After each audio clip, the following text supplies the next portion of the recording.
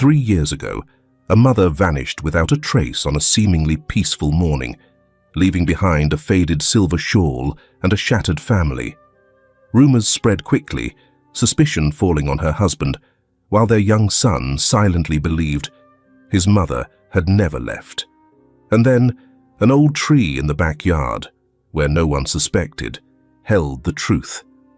What was found beneath its roots changed everything. Gentle sunlight streamed through the kitchen window, painting soft bands of light across the old wooden table. The crackling of the gas stove and the aroma of toast filled the air, mingling with Margaret's soft laughter as she turned to dodge small hands drawing wildly on her back. "Caleb," she said, feigning sternness, "Mommy's making breakfast. No coloring so close to me like that." The 9-year-old boy giggled, holding up his unfinished drawing. "I just wanted to show you Mommy wearing a superhero cape. When you get back, I'll finish coloring it." Margaret looked at her son with a tender gaze, the look of a mother who understood that nothing was more precious than these seemingly small things.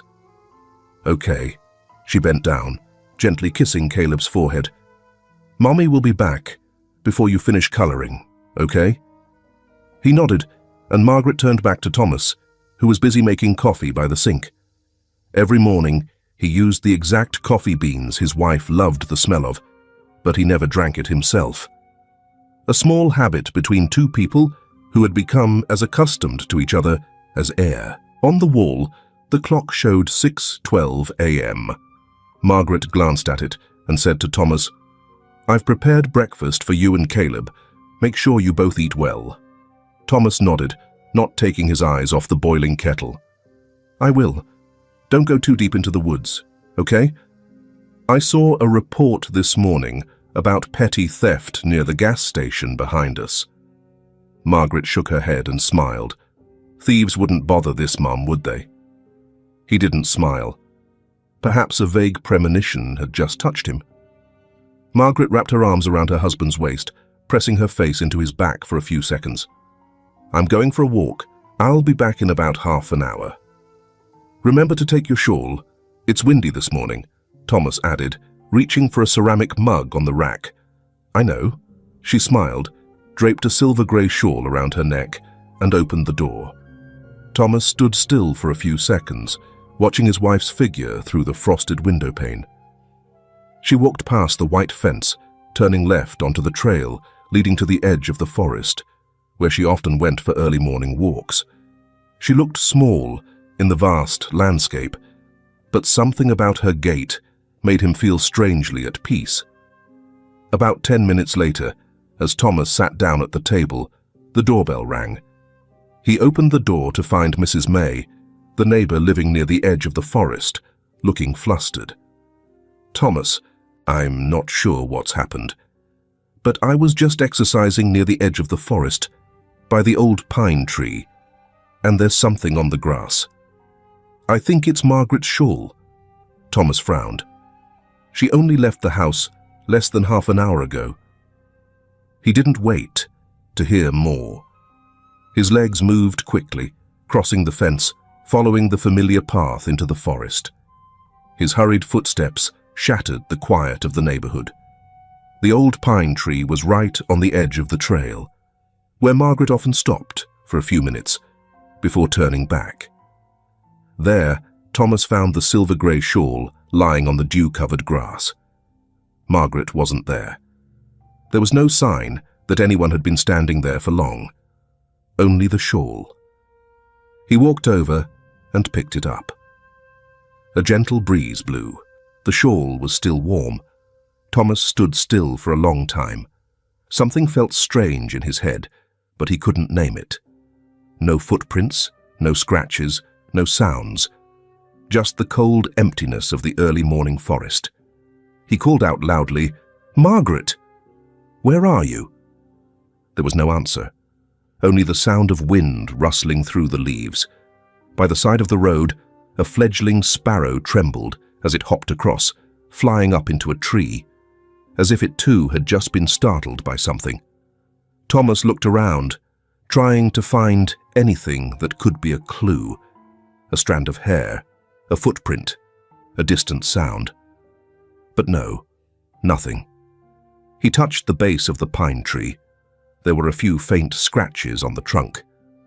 It wasn't clear if they were from broken branches or something else.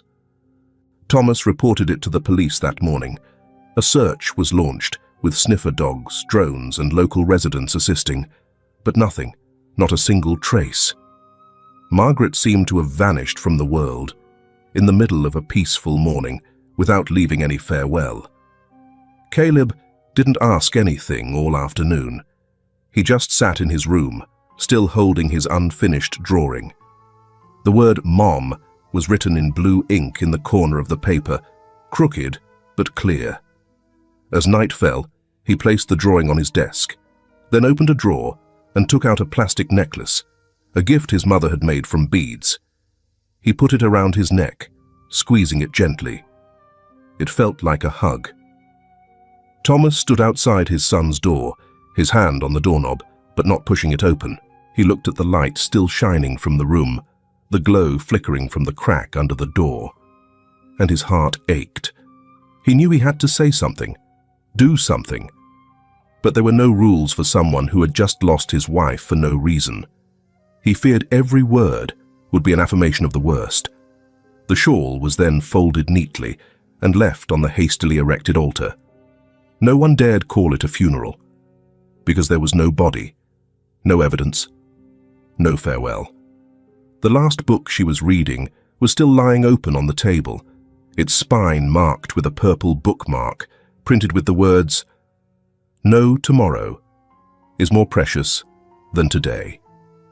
There was only a very large, empty space in the armchair in the living room, where Margaret used to sit and read every morning, and a question no one dared to speak aloud.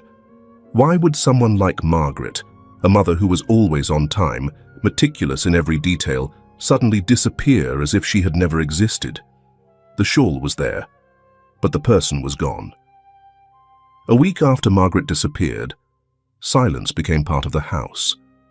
Not the gentle quiet that usually existed every morning, but a heavy, thick silence, seemingly soaking into the walls, seeping into every crack of the wooden floor. The grey shawl still lay neatly on the makeshift altar.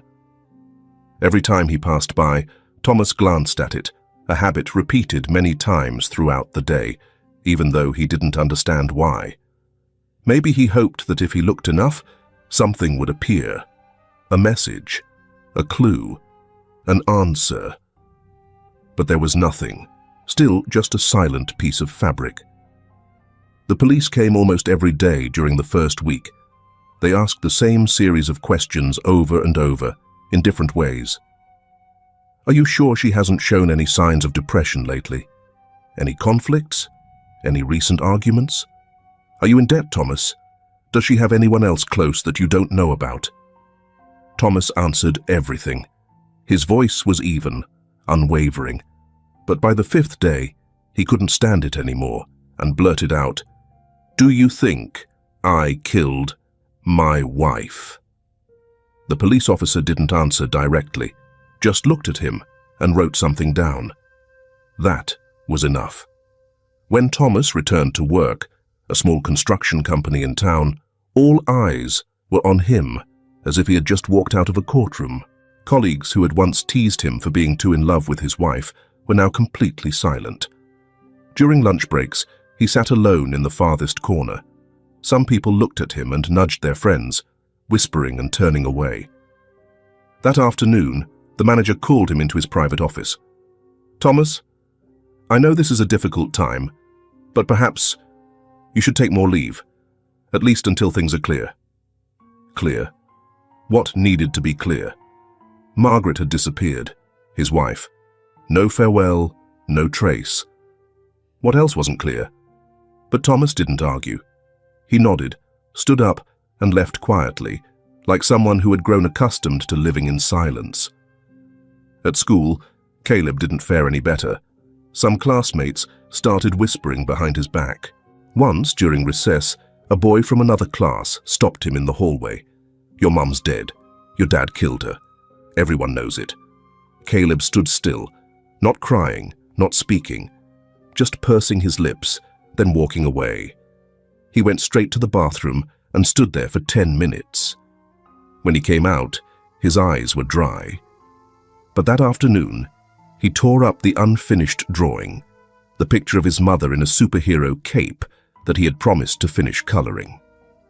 That evening, Thomas closed the bathroom door and turned the water on full blast. He looked in the mirror, at the face of a man he no longer recognized. Stubble covered his face. Dark circles under his eyes were like streaks of spreading ink. Where did Margaret really go?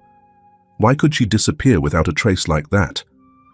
The question echoed in his head like a repeating loop in a news report that he couldn't turn off. He slammed his hand against the mirror. Cracks spread like a spider web, reflecting his face in fragments. A broken man. Thomas slumped to the floor, sobbing, not out loud, just silent tears falling, mixing with the sound of running water and the meaninglessness of everything that was happening. The next morning, an old friend visited. He had been the best man at their wedding. He sat in the chair opposite Thomas, mechanically rotating his teacup. "Are you okay?"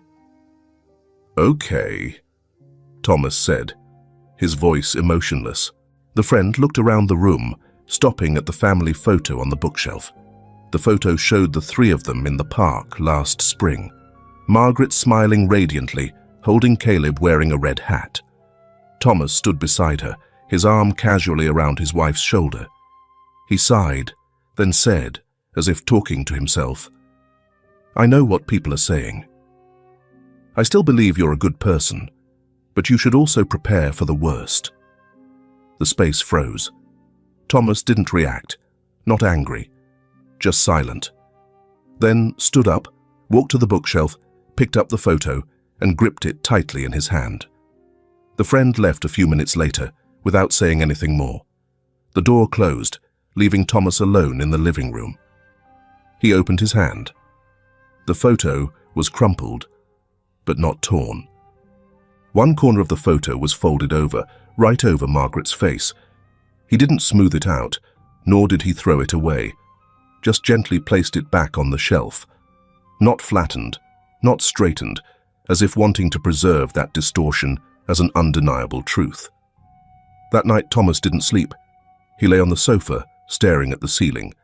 The ticking of the clock was like the sound of something irretrievable dripping away. He didn't know where Margaret was, didn't know what had happened. But one thing he knew, for sure, from the moment the shawl fell on that patch of grass, he was no longer himself.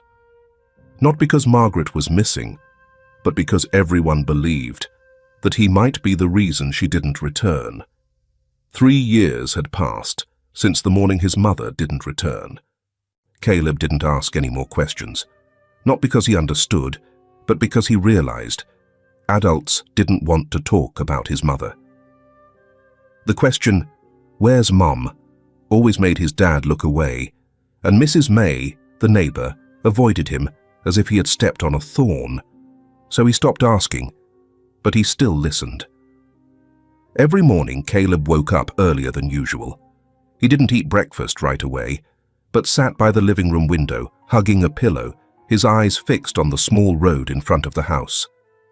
Every time a woman passed by, whether it was the mail carrier, the milk lady, or a stranger walking for exercise, Caleb looked at her for a long time until her figure disappeared behind the trees. He didn't run out and call, didn't cry either, just watched. Little by little, his eyes filled with what his mouth no longer said. "Is that Mum?" At school, Caleb still attended classes regularly, but he didn't participate in any games, didn't talk to friends, didn't raise his hand to answer questions like before. He sat at the back of the class, quiet as an empty chair.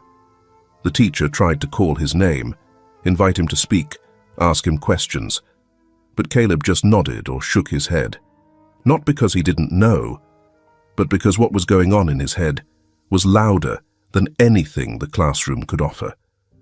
Once, during recess, she saw Caleb sitting alone under a tree in the schoolyard. He was playing with fallen leaves, arranging them in the shape of a person lying down. When she approached, Caleb released his hand. The leaves scattered. He stood up, bowed his head, and walked straight into class. Thomas eventually took Caleb to see a child psychologist. The room was decorated with colorful stuffed animals and drawing boards, but Caleb didn't touch anything. He sat still, his hands on his lap, his eyes looking at the floor. The doctor asked his name, asked about school, about friends, about his mother. Caleb didn't answer, just blinked once when he heard the word mother. No one knew what he was thinking, and the doctor didn't push him. The meeting ended in silence. Adults called it a psychological barrier, but for Caleb, he just felt that no one in that room could hear the real voice in his head. One afternoon, Caleb passed by the living room and accidentally overheard his dad talking on the phone. His dad's voice was low, quiet, and tired. "I think I'll probably sell the house and move somewhere else. I can't live here anymore. Every time I look at something, I'm reminded of her." Caleb stood frozen behind the half-closed door. He didn't fully understand the meaning of the words, but the words, "sell the house," made his stomach clench. This house was the last place his mother had walked out of, where the shawl still lay, where there were traces of his mother left behind. If this house was gone, where would his mother return to? That night, in his room, Caleb drew a house. He drew walls, a roof, a door, but didn't draw windows. A house without windows, because if no one was waiting for his mother to return, then no one needed light anymore. One day, during writing class, the teacher gave the class the prompt: if one day you lost someone you loved, what would you do? Caleb sat for a long time. It wasn't until the other students had submitted their papers that he wrote a short passage. The handwriting was stiff, somewhat scrawled, but each word was clearly readable. "I don't know where my mother went, but I'm sure she didn't leave me. Because my mother once said, if I go somewhere without saying goodbye, it's because someone kidnapped me. My mother didn't leave me." The teacher read that passage in the afternoon when grading papers. She was speechless, not because of the words, but because of the calm tone in the face of such great pain. The next day, she sent the passage to Thomas, along with a small note. "I think Caleb hasn't lost touch with his emotions. He's just holding them back too tightly." That evening, Thomas read and reread the short passage 10 times. He sat on the bed, the dim yellow light reflecting on the paper. He vaguely remembered Margaret saying that sentence once, when playing hide-and-seek with Caleb in the garden. "Remember, if I go somewhere without saying goodbye, it's because someone kidnapped me. I would never leave you on my own." It was a casual joke, a gentle type of conversation between mother and son. But now, it became the strongest testimony a child could carry throughout his life. Thomas walked softly to Caleb's room. The boy was lying with his back turned, hugging a pillow, silent. Thomas sat down on the edge of the bed, placing his hand on his son's shoulder. "I read it. Your writing." Caleb didn't turn around, but his shoulder trembled slightly. "You know," Thomas choked, "your mother said that sentence to me once too." Caleb was still silent. Thomas didn't say anything more. He leaned down, gently hugging his son. The first time in weeks he had dared to do so. Caleb still didn't cry, but his hands clutched tightly at his dad's shirt, as if afraid that letting go would mean there was nothing left. That night, Thomas didn't sleep on the sofa as usual. He lay beside Caleb, listening to his even breathing, and thought, maybe. Margaret had never disappeared. She was still here, in her son's memories, in every small detail, every sentence that seemed to have faded away. And if his son still remembered, still believed, then he would believe too. Believe that memory could be a pathway. And Caleb, the boy who had been called lost, might be the only one who could see what all the adults had overlooked. Thomas didn't tell anyone, not friends, not neighbors, not even Caleb's teacher. That morning, he just woke his son up earlier than usual, packed a few sets of clothes, folded blankets, put textbooks and some old toys into 2 small cardboard boxes. The old pickup truck started with a harsh sputter. Caleb sat in the passenger seat, his eyes fixed on the road ahead. On his lap was a wooden box, the only thing he carried himself. No one asked who was taking what. No one checked the luggage. Each person just kept what they couldn't leave behind. Throughout the 3-hour drive, the two of them barely spoke. Thomas played soft music, but the sound was just a faint echo. Caleb occasionally turned to look at his dad, his eyes not blaming, not afraid. Just a silent, waiting look. The houses gradually receded behind them. The familiar town faded in the rearview mirror, as if it had never contained an entire life. Thomas's uncle's old house was in the suburbs, near a small forest, far from the town centre. It had been many years since anyone had lived there regularly. The tin roof was faded silver, the lawn overgrown. On the path leading to the porch, the paving stones were sunken or cracked, undulating like signs of time untouched. Caleb got out of the car and looked around. He didn't say anything, just pulled the wooden box closer to him, as if afraid the new place would swallow it. Thomas went to open the house door. The wooden door creaked open with a long creak, like a sigh. Inside, the smell of mold was noticeable, but not unpleasant. Just the smell of memories that hadn't been touched for too long. He turned on the light. The dim yellow bulb flickered a few times and then lit up, shining down on the layer of dust covering the photo frames, bookshelves, and the wall clock that had stopped ticking. Thomas looked around and sighed softly. "We'll clean it up. It'll be okay." Caleb didn't respond. He walked straight to the back of the house, where there was a small yard that had once been used for growing vegetables. In the middle of the yard, a large tree had fallen over, its roots protruding as if trying to cling to something.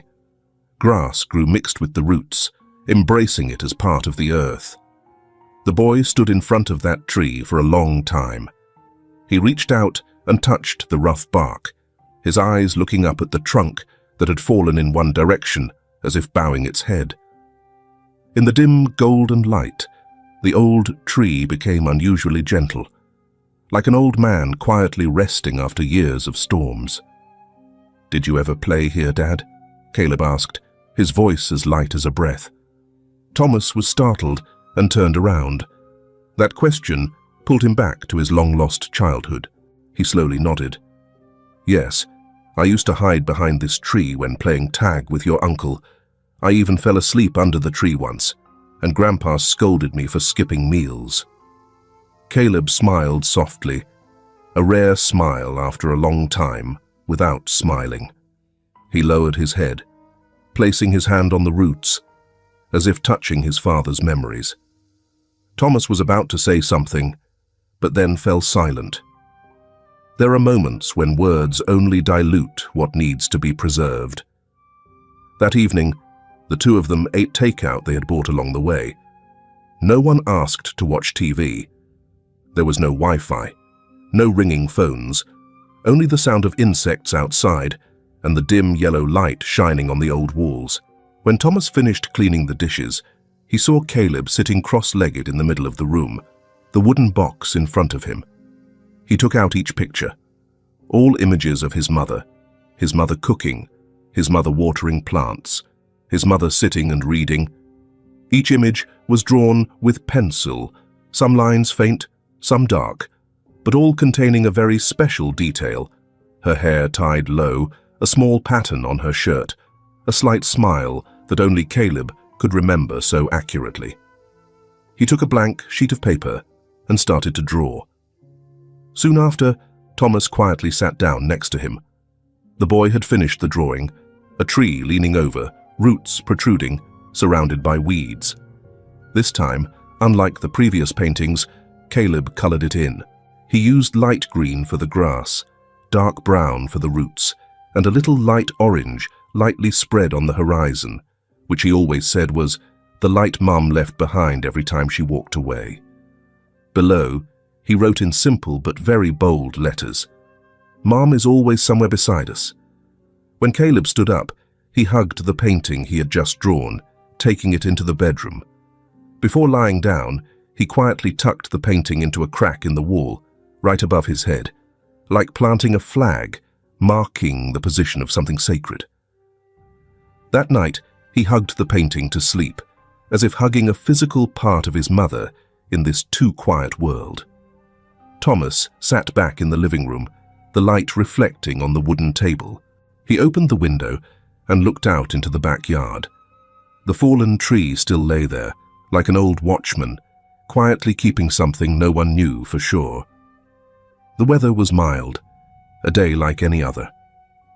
Thomas stood on the porch, his hands on his hips, looking out at the backyard, where the large tree still lay fallen like a giant sleeping body. Beside it, the excavator was preparing to set the digging arm in position. Thomas pointed to the protruding roots. "Cut here first, then hook down to the base. I plan to renovate this place into a vegetable garden." Before the worker started the engine, Thomas turned to his son. "Go inside and rest. It's dusty out here." Caleb didn't respond. He still stood still, his hands in his hoodie pockets, his eyes fixed on the tree. After a moment, he gently shook his head. "I want to stay. Just watch." Thomas was about to ask more, but then stopped. That look, silent, deep, and strangely stubborn, made him unable to stop him. Thomas glanced at his son, and then turned back to instruct the worker. He couldn't see Caleb's eyes fixed on the tree, as if it was saying something that only he could understand. The engine roared, digging up the hard soil in chunks. Decayed roots broke apart, releasing a strong, earthy smell.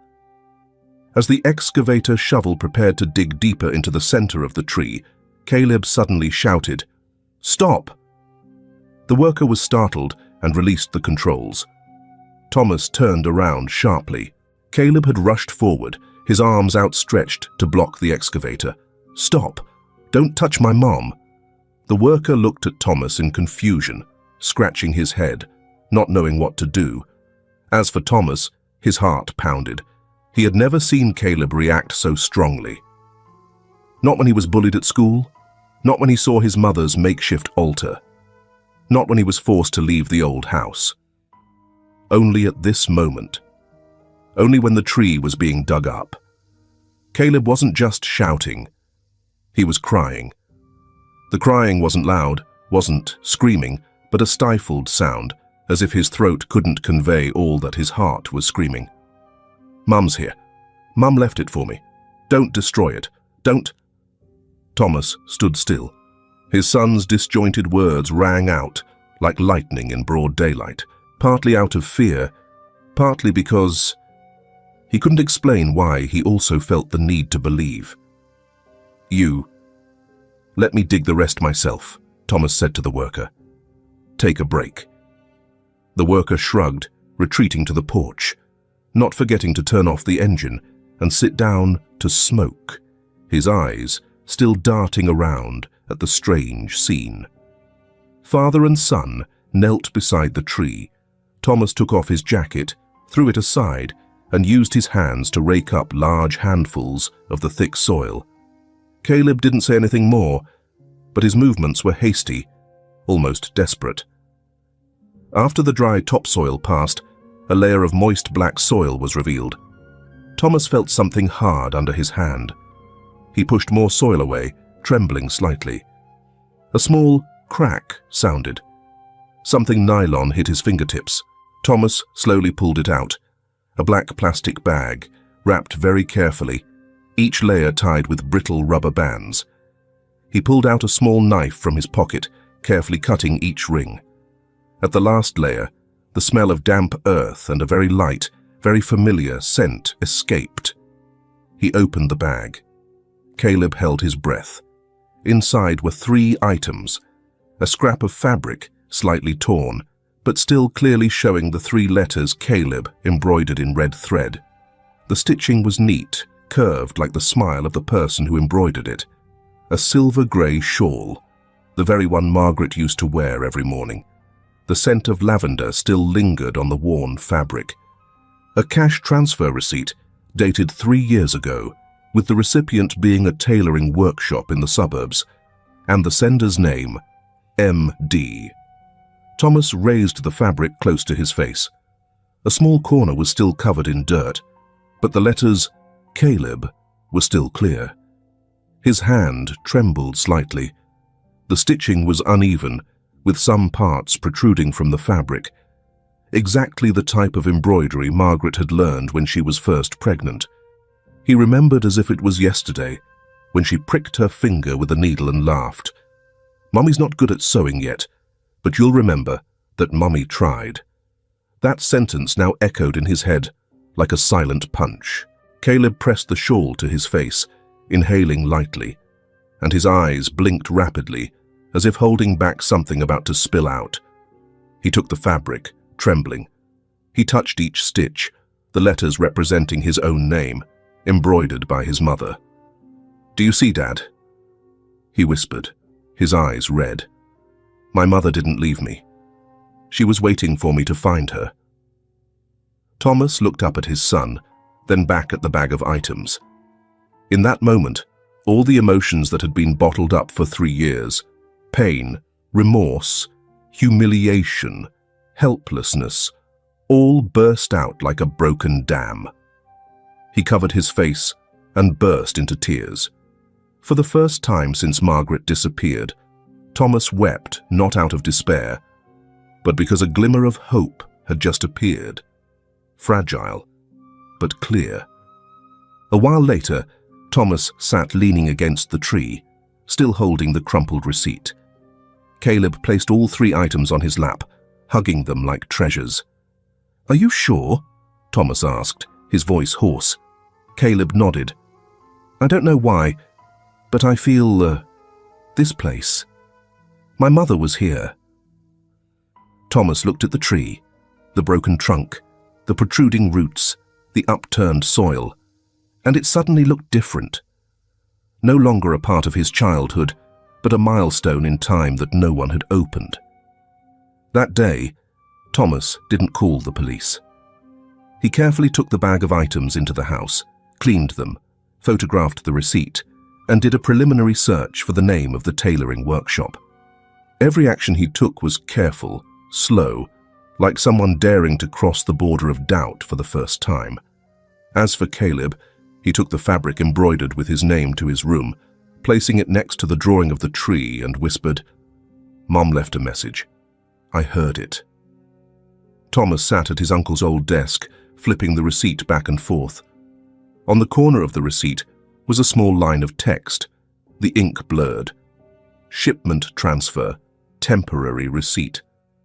Below was a series of numbers. Not an address, but an internal delivery route code. Thomas opened the old computer and typed the phrase into the search bar.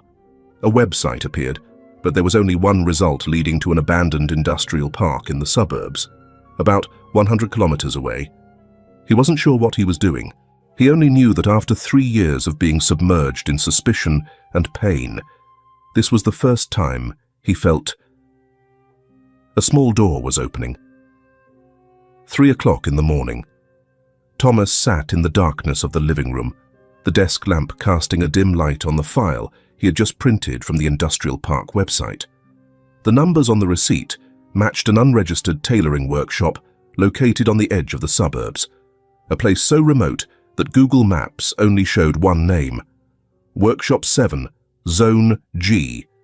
No specific address, no manager information, just a silent pin on the screen. Just as dawn was breaking, Thomas prepared the car. Full tank of gas, snacks, drinks, charger, and a spare phone. He didn't tell anyone, not even the police. Nothing was clear, and Thomas didn't trust anyone but himself. He went to Caleb's room. The boy was awake, wearing his jacket, his mother's shawl tied across his shoulders like a sash, silent but intentional. "Are you sure?" Thomas asked, his voice soft. Caleb nodded. "Then let's go. Let's go pick up your mum." The boy looked at his dad, his eyes confirming something that didn't need to be said. Before getting in the car, Caleb turned to look at the old house. He walked to the fallen tree, bent down, picked up a small handful of soil, and put it in his pocket. Thomas looked, but didn't ask. He knew that for Caleb, this wasn't just a trip, but a journey carrying a piece of memory. As the car rolled out of the gate, the boy turned his head for one last look. The painting of the tree was still stuck on the window of his room, the paper fluttering slightly in the wind. The long drive of nearly 100 kilometers passed with little conversation. The radio was on at a very low volume, repeating a wordless tune. Caleb leaned his head against the window, his eyes wide, looking at the misty scenery passing by. After a while, he opened the small wooden box, took out the piece of fabric embroidered with his name, and gently stroked the letters, as if counting each heartbeat. Thomas glanced over, gripping the steering wheel tighter. He wasn't sure what was waiting for them, but for the first time, he saw that Caleb was no longer a child to be protected. He was walking beside him, like a companion. Around 9 in the morning, they arrived at the area marked on the map. The entrance was a narrow and desolate dirt road leading to a cluster of dilapidated factory buildings. There were at least 5 rows of buildings, all covered in dust, the walls stained, the tin roofs grey-black from the weather. A large iron gate stood leaning, locked with a rusty chain. Inside, there were shadows of people, 3, maybe 4 men, standing or sitting around the factory doors, their appearance not belonging to a legitimate production facility. Thomas stopped the car 200 meters away and turned off the engine. Caleb sat up straight.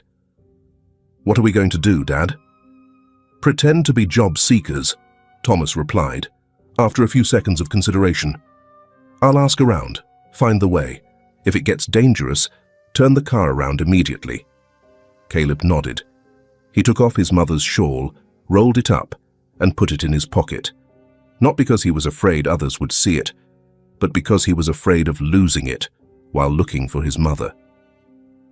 They walked slowly through the gate, their eyes immediately attracting attention. A man in his 30s, with a buzz cut and wearing an old t-shirt, stepped out to block their way. "Looking for someone?" Thomas smiled slightly, scratching his head. "I heard you need workers here. My wife used to sew, and I know how to carry things. Both of us are unemployed now." The man looked Thomas up and down, then looked down at Caleb. "Does the kid know how to work too?" Thomas hesitated for half a second, then nodded. "He helps his mother sew buttons. He's good with his hands. He learns fast." The man sneered. "That's perfect. Small, skillful, doesn't eat much." Thomas gritted his teeth, clenching his fists. Caleb stood still, his eyes not blinking at all. The man pointed. "Follow me." He led them through the first row of buildings, where the wooden doors were padlocked. The destination was a row of workshops in the back. The walls were peeling, the iron sliding doors were dented. As soon as he entered the workshop area, Thomas felt a pair of eyes stop on him. Not a hostile gaze, but something like recognition. From afar, among the women carrying rolls of fabric, a skinny girl glanced at him and Caleb, then turned away immediately, walking quickly to the back area of the workshop.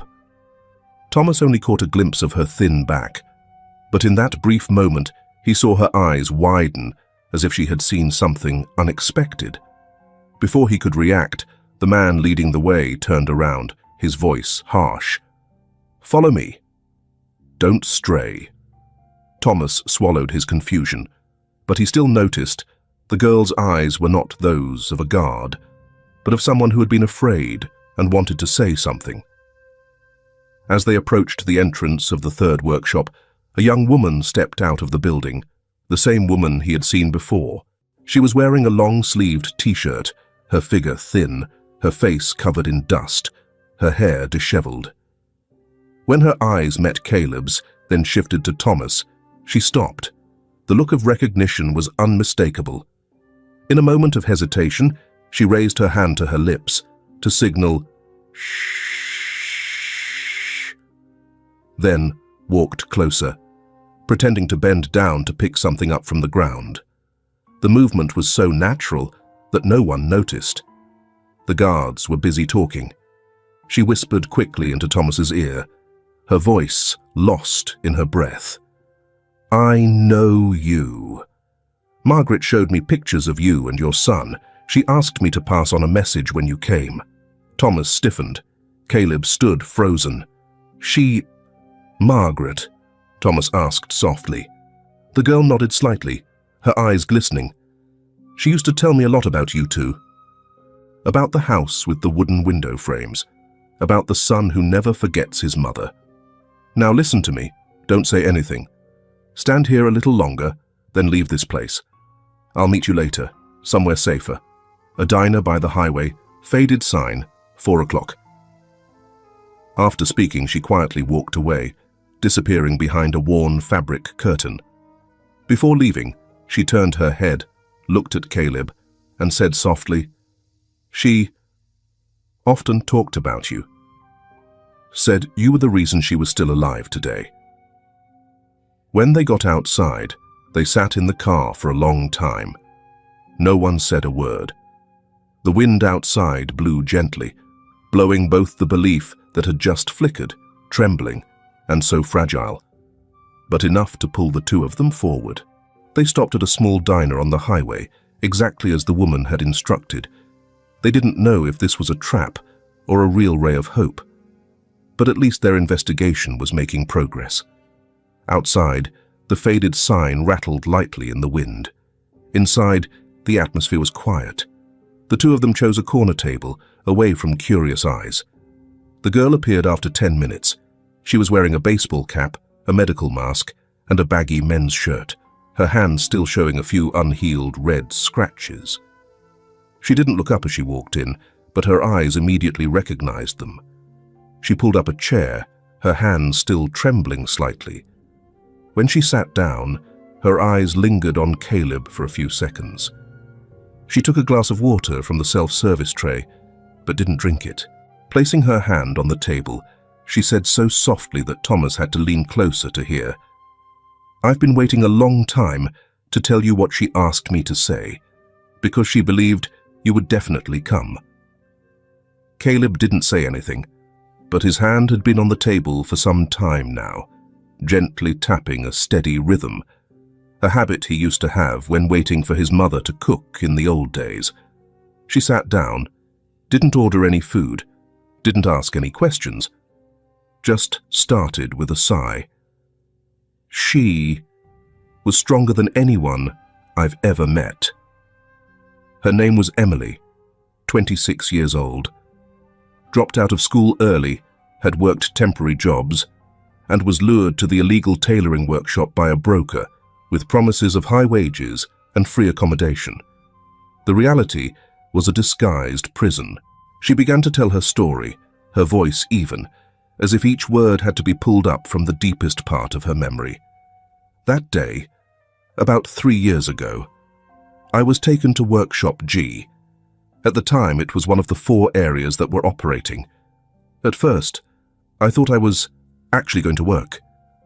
But on the second night, when I asked about the contract, they locked me in a closed room. Margaret. She was brought in about a week later. She had been drugged beforehand. I heard she was abducted while walking alone. Caleb gripped his mother's shawl tightly in his hand. Thomas didn't take his eyes off Emily. When she woke up, she was panicked, crying, resisting. Then she was beaten. Every day she worked from 6 in the morning to 1 in the morning the next day. No pay, no paperwork, not allowed to go outside. Inside the workshop, there were no windows. Each person was only allowed to sleep 3 hours a day, lying on wooden planks placed close to the ground. In the winter, the floor was so cold that anyone who wasn't careful would get pneumonia. In the summer, it was as hot as a boiler.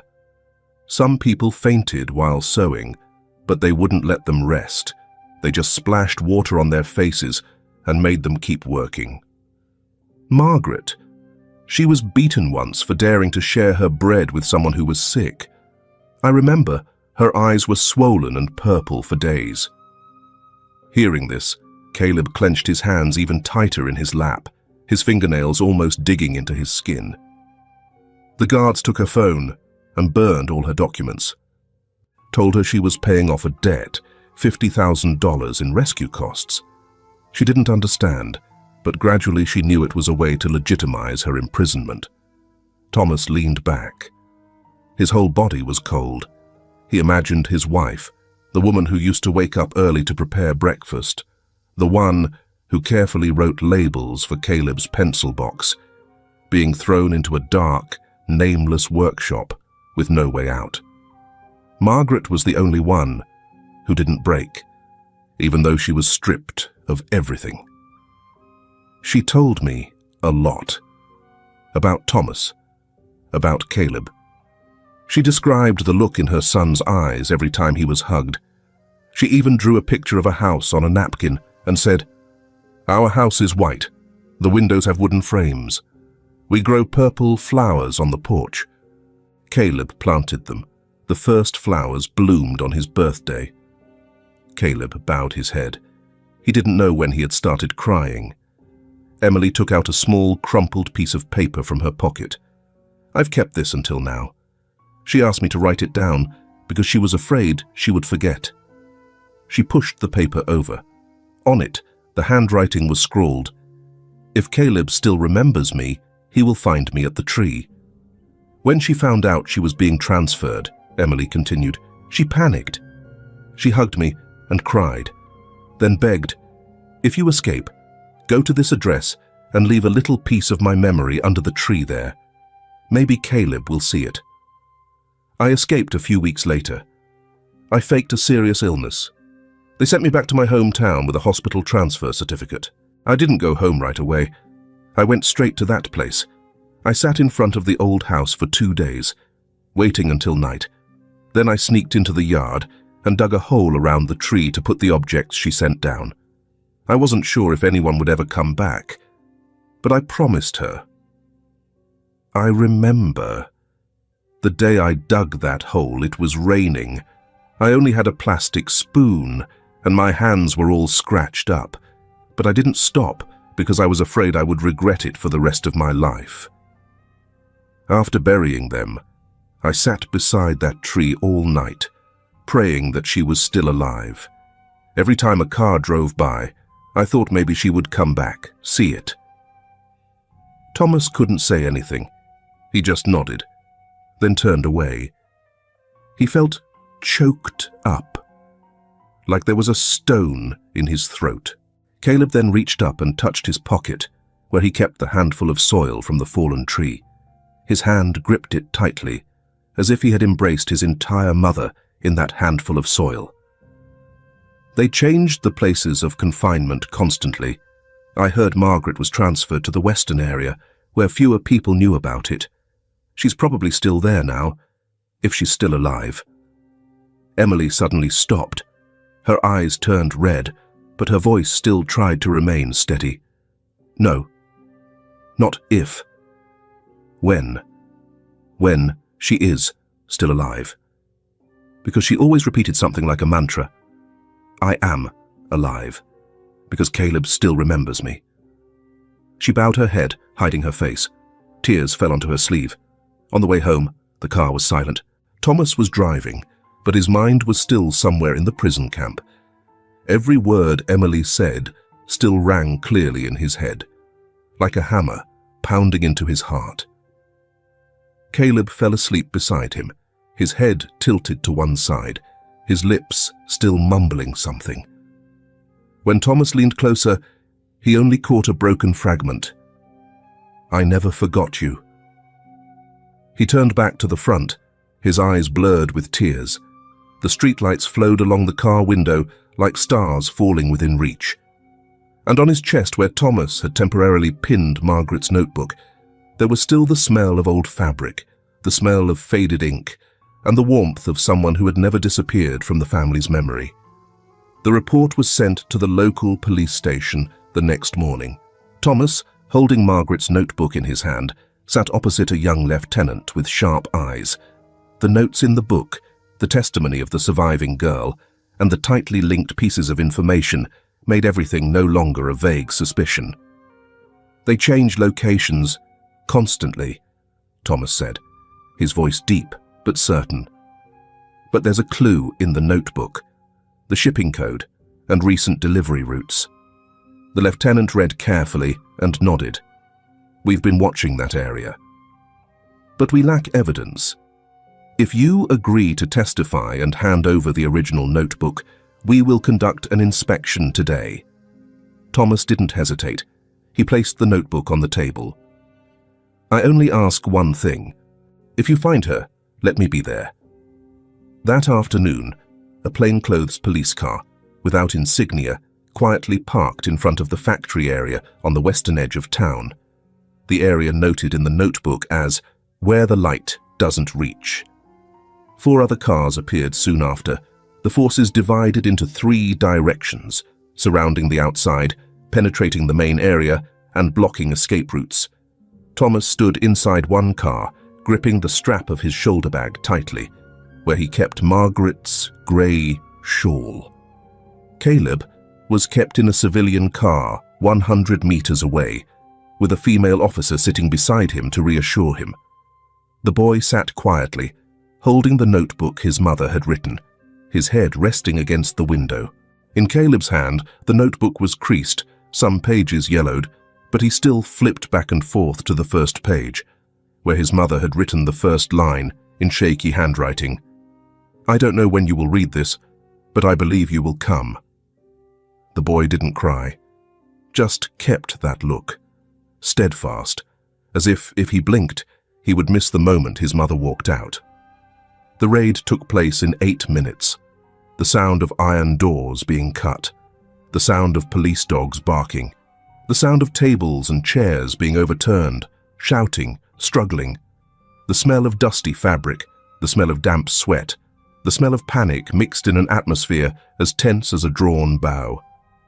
Thomas walked behind the 3rd group of investigators, allowed to follow closely under supervision.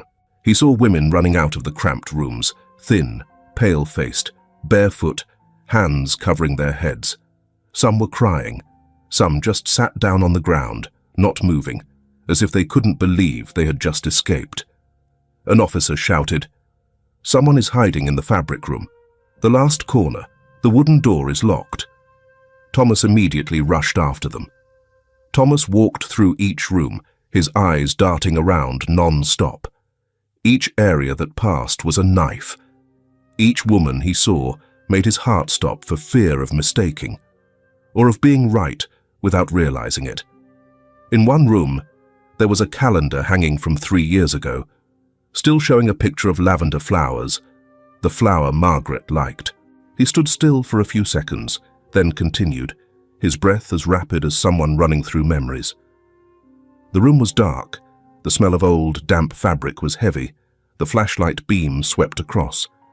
In the corner of the room, between the stacks of fabric that reached the ceiling, there was a huddled shape. Thomas entered. He saw a woman trembling, her hands hugging her legs, her long hair covering most of her face. "Margaret," he called, his voice completely hoarse. The woman raised her head. Their eyes met. Margaret couldn't believe it. She didn't scream, didn't cry, didn't burst into tears, just opened her eyes wide, looking at Thomas as if she was seeing an old dream come true. "Thomas." Her voice was as light as the wind. He nodded, unable to speak. She looked around, then back at him, startled. "Where's Caleb? Where's my son?" "Here," a small voice rang out behind Thomas. Caleb had run in. No one could stop him. The boy walked past his father, slowly, surely, and not taking his eyes off the skinny woman sitting huddled among the fabric. He stopped in front of his mother, bent down, and took out from his pocket the shawl his mother used to wear, the one that had accompanied him throughout the journey. He held it out, without saying a word. Margaret's hand trembled as she reached up and touched the shawl. Her lips pursed tightly, her eyes blurred. Caleb didn't wait any longer. He stepped forward and hugged his mother tightly, his face pressed against his mother's neck, his arms squeezing her back, not crying, not screaming, just a hug that contained 3 years of waiting. Margaret leaned down, her hands cupping her son's head, forehead touching forehead. She said through sobs, "I kept your picture in my head for 3 years. I was afraid one day I would forget your smile. But you're still just like I remember." Caleb pulled away slightly, looking straight into his mother's eyes. The place where Mum was waiting for me was the exact spot. The next day, all 3 of them sat together in the hospital's temporary isolation room. Margaret was undergoing a health check and waiting for the results. Caleb was asleep on the couch, his head resting on his mother's lap. Thomas made 2 cups of hot tea, placing one beside his wife's hand. Thomas opened his bag and took out the old grey shawl, the shawl that had been Margaret's last trace for 3 years. He gave it to his wife. Margaret took it, raised it to her face, and closed her eyes for a long time. "I never thought I'd ever touch anything that was mine again. I thought I had vanished." Thomas squeezed her hand. "You never vanished. It's just that we didn't go deep enough to find you." "I do not know where to start," Thomas said quietly. Margaret didn't answer immediately. She looked at her son sleeping soundly, then turned to Thomas, her eyes still swollen, but her gaze clear. "Just start over. As long as we meet each other, that's all that matters." Outside the window, the sun was just dawning. In the quiet room, amidst the soft beeping of the heart rate monitor, something was reviving. Not just one person, but an entire family. 3 days after being discharged from the hospital, Margaret returned to the old house, not to visit, but to remember the happy days of the past. The house that Thomas had wanted to sell was now thoroughly cleaned, the old walls repainted in a soft beige color, the wobbly wooden table nailed back together, and the fallen tree in the backyard had been cleared, leaving only a wide pit, like an old wound that had just been opened, waiting to heal. The first week was spent almost sleepless. Margaret couldn't sleep straight through the night. Every time she closed her eyes, she startled at the vague sounds. The sound of thread tearing fabric, the sound of slippers scraping on the concrete floor, the sound of someone breathing heavily beside her. Some nights, she would wake up in the middle of the night, sweating, her hands trembling, and her eyes wide open. Thomas would wake up instinctively, wanting to hug his wife as he used to. But every time he touched her shoulder lightly, Margaret would startle, pushing his hand away. Not intentionally, but a reflex of someone who had lived too long in a state of defense.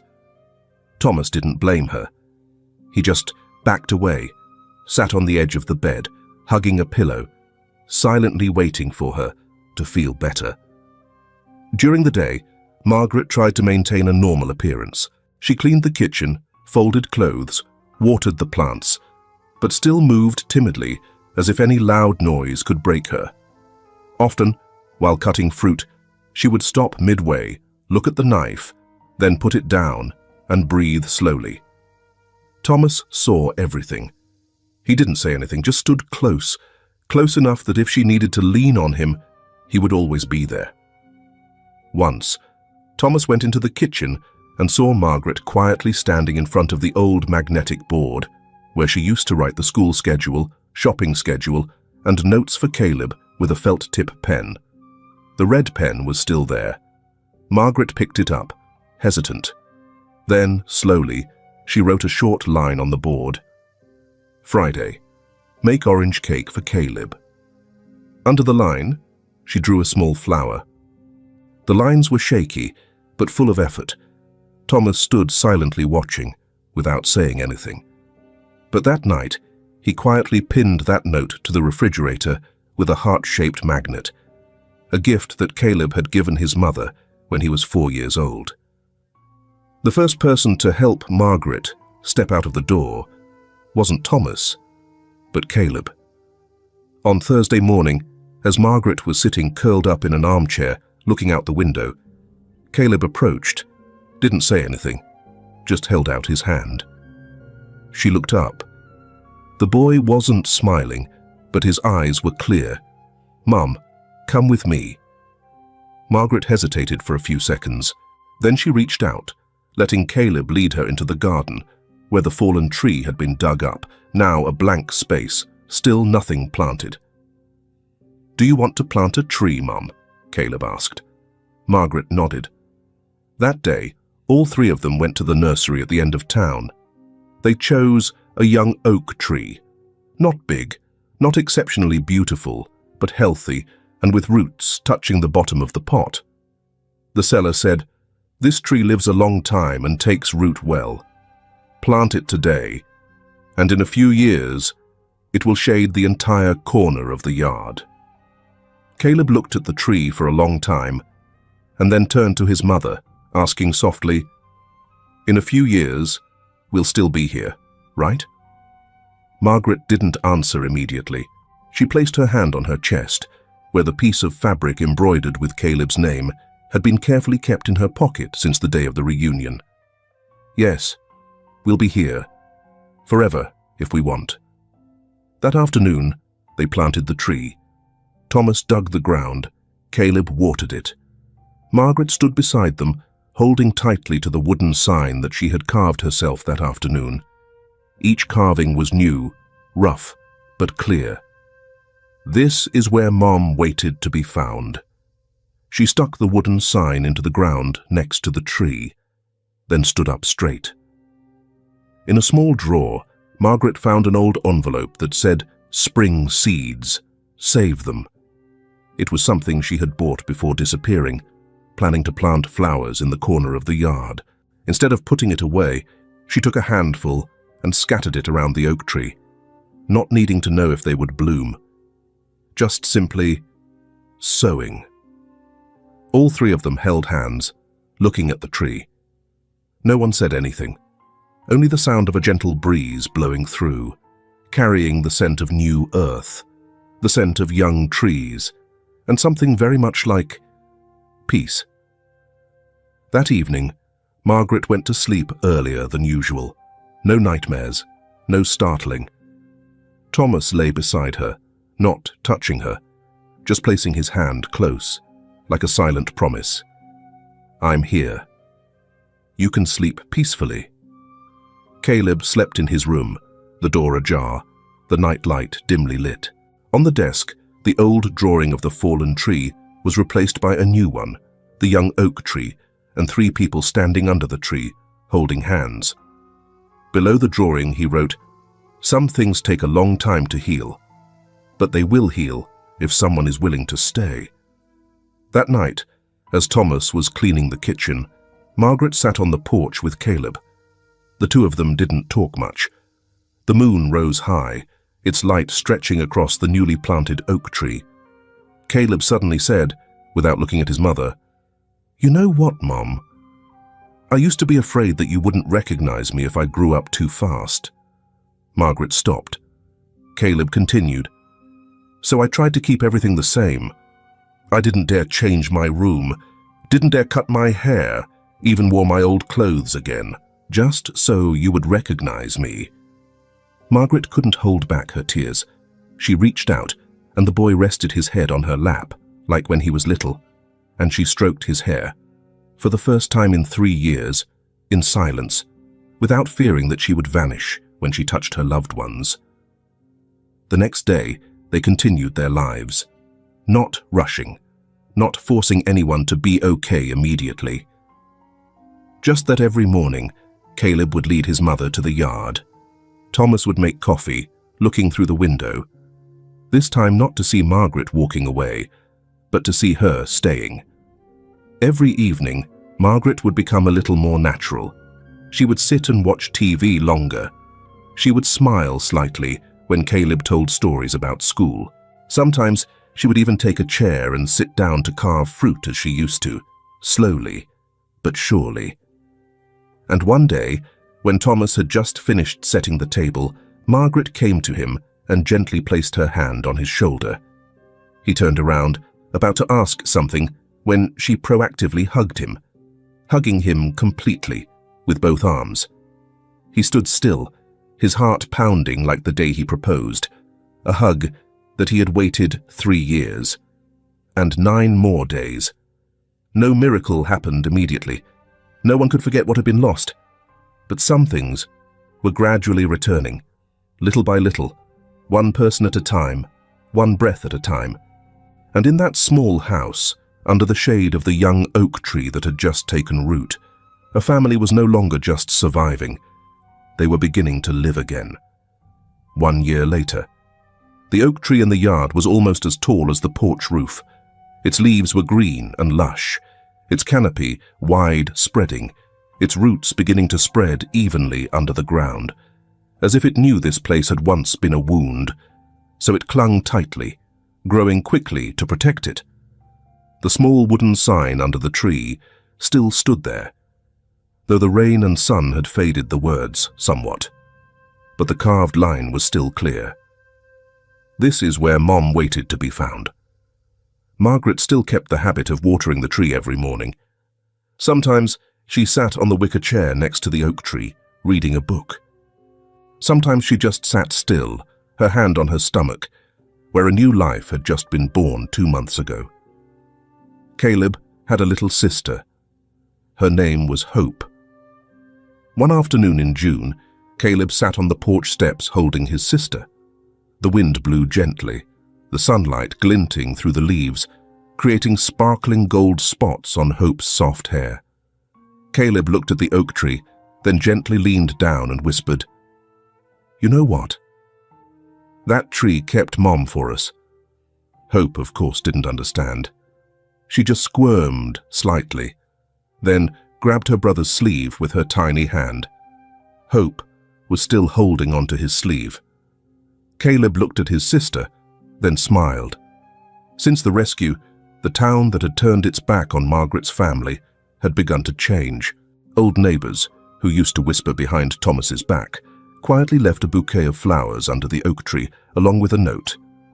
"I was wrong. Thank you for not giving up." A handwritten letter from Caleb's old teacher was sent. "I'm sorry I didn't protect you from the rumors, but it was the look in your eyes that you kept for 3 years that made me believe. Not everyone is lost when they disappear." Caleb's school library posted an article on the main bulletin board. Forced labor. Ring. Busted. Mother. Saved. Thanks to son's memory. Under the article was a photo of the oak tree with a smaller headline, "The Rebirth of a Family." Caleb read that article during recess. Some classmates walked by, not teasing him like before. Some even said, "Hey, that's cool.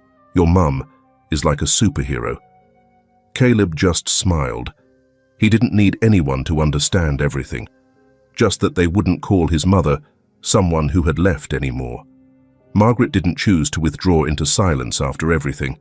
She opened a small sewing class right at home, not just to relive her time with needles and thread, but to teach what she had been forced to use as a tool. Women who had lived in darkness like her came, those who had been abused, those who had been trafficked for illegal labor, those who simply needed a place to start over. She named the class Resewing Our Lives. One day near the end of the year, Thomas took out the camera, the one he had forgotten in the dusty corner of the closet. He called the whole family out to the yard. Margaret held Hope in her arms. Caleb stood beside her, holding his mother's hand. Thomas set the camera on the tripod, set the timer, and then ran to stand behind them. The photo captured a very ordinary moment. No one was laughing loudly, no vibrant colors, just gentle sunlight on their faces, and the wooden sign under the oak tree, still standing still, not tilted in the slightest. That photo was printed, framed, and hung right in front of the dining table. Every morning, when the whole family ate breakfast, Margaret looked at it once. Not to recall the past, but to remind herself of something more important. We chose to stay, and we didn't back down. The story of Thomas, Margaret, and Caleb, like the very tree named Memory in their backyard, is not a miracle, but the result of a love that is durable enough not to leave, whether in silence or amidst doubt. And if you, the one who has patiently stayed until these last lines, have ever been misunderstood, have gone through a dark phase where no one believed you, or have had to wait for something that the whole world said was hopeless, please believe. Sometimes what allows us to be seen is not the loudest shout, but the most firmly held memory. Thank you for listening to this story. May you walk away from it with a gentle belief that no disappearance is complete, as long as there is someone who remembers, someone who waits, and sometimes just a hug kept after 3 years is enough for an entire life to be started again from scratch.